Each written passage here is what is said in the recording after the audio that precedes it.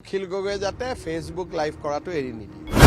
তেওঁ ইমানখিনিও নাজানে যে ইংলেণ্ড আমেৰিকাৰ উকিলে ভাৰতৰ কোৰ্টত থিয় হ'ব নোৱাৰে।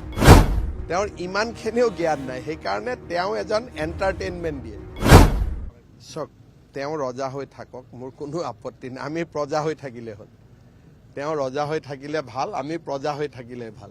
খালি অখিল গগৈয়ে যাতে ফেচবুক লাইভ কৰাটো এৰি নিদিয়ে। ৰাতি চাই ভাল লাগে। যোৱাকালি কি কৈছে, তেওঁ ইংলেণ্ড আমেৰিকাৰ পৰা উকিল আনিব।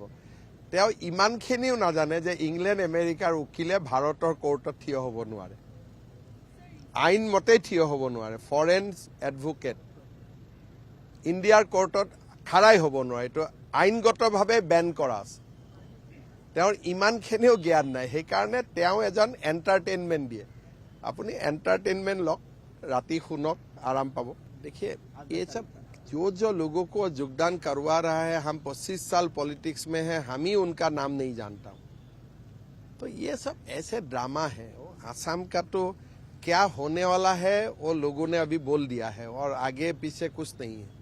अभी वो चैप्टर क्लोज है। लोगों ने मन बना लिया किसको वोट देना है, किसको नहीं देना है।